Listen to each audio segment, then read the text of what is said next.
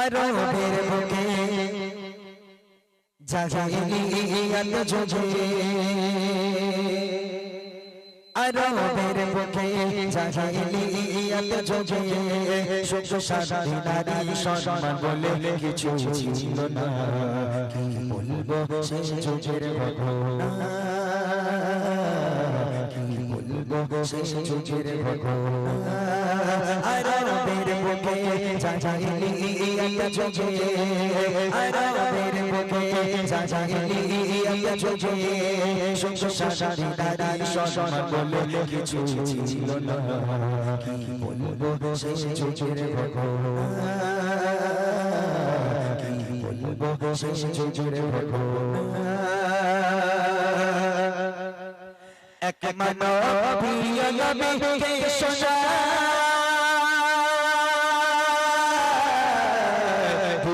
আছে যে নবী আমি গোনা। এক মানবীয় নবীকে শোনা আছে যে নবী আমি গোনা। কি বলবে আমার বাবা বলেন হে নবী আমার, কি বলবে আমার বাবা বলেন হে নবী আমার। বাবু আমি নাকি ভুলে খোদা দিল আমায় শ্মশান দুনিয়ায়, খোদা দিল আমায় শ্মশান দুনিয়ায়। নিজে হাতে করে দিলাম তারে কি বলবো সেই যুগের ঘটনা,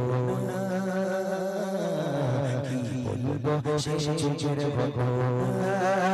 আরবের বুকে জাহিলিয়াত যুগে আরবের বুকে জাহিলিয়াত যুগে সুখ শান্তি নারী সম্মান বলে কিছু ছিল না।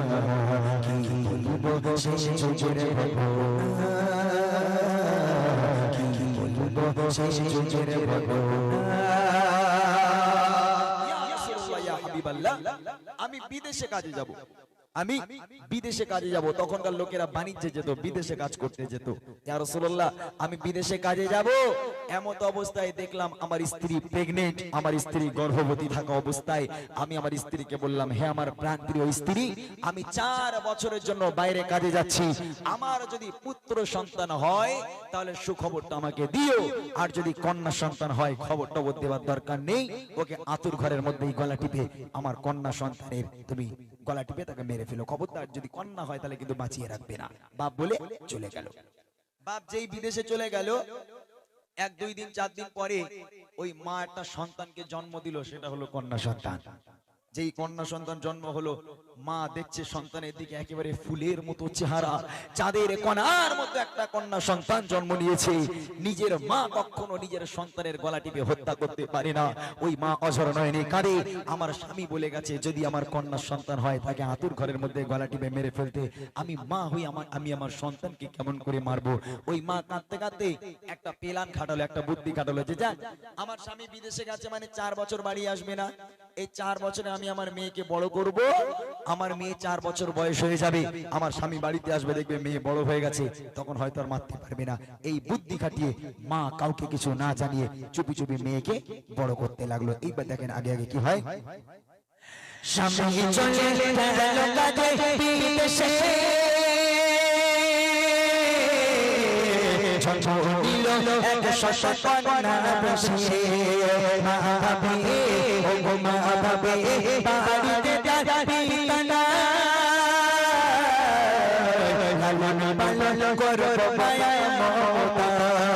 বাবাকে মানা জানিয়ে মেয়েকে বড় করে, বাবাকে মানা জানিয়ে মেয়েকে বড় করে। বেড়ে ওঠে কন্যা তখন 4 বছর পার করে। খেলেছে কচি শিশু হেসে খেলে আয়না, খেলেছে কচি শিশু হেসে খেলে আয়না। মা ভগবানের স্বামী বলে বাঁচিয়ে রাখবে না। কি বলবো সেই যুগের ঘটনা, কি বলবো সেই যুগের ঘটনা। আস্তে আস্তে মেয়েটা বেড়ে উঠলো, 4 বছর হয়ে গেল, ওই ফুলের মতো চাঁদের কণার মতো ফুলটুসি মতো একটা মেয়ে, 4 বছরের মেয়ে আঙ্গিনায় উঠানে হাসছে, খেলছে, খেলা করছে। এমত অবস্থায় সেই বাপ বিদেশ থেকে কাছ থেকে বাড়ি এলো। যেই বাড়ি এসে গেটে পাটা রেখেছে, দেখছে তার উঠানে একটা মেয়ে খেলা করছে, খুব সুন্দর একটা মেয়ে। তখন বাপের মাথা গেছে আগুন হয়ে, মেয়ে কার? কার মেয়ে? কোথায় বাড়ি? আমার বাড়িতে কেন? আমার বাড়িতে কেন খেলা করে? এরকম বাপ ভাবতে থাকে। আর মেয়েটা ছুটে ছুটে এসে আব্বাকে জড়িয়ে ধরেছে। আব্বা, আব্বা আপনি ভালো আছেন? আব্বা কতদিন হলো আপনাকে দেখিনি। আব্বা মায়ের মুখে আপনার কত কথা শুনেছি, আমি আপনার মেয়ে। আব্বা আমার কথা কি একবারও মনে পড়েনি? যেই আব্বা বলে ডেকেছে তখন ও লোক আরো আগুন হয়ে গেল। মেয়েকে হিসরা টান মেরে সরিয়ে দিয়ে ওই বাপ চলে গেল ঘরের মধ্যে।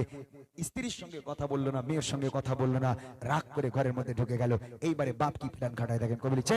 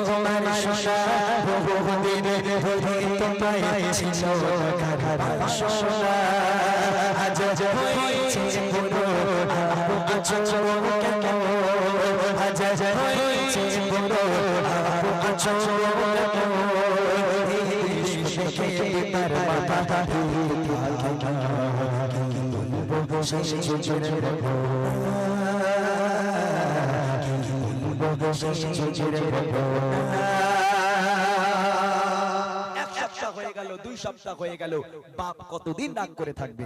একদিন স্ত্রীর কাছে গেল, গিয়ে বলছে যা যা হওয়ার হয়েছে বাদ দাও। তুমি যখন মেয়ে সন্তানকে জন্ম দিয়েছো, মেয়ে বড় হয়ে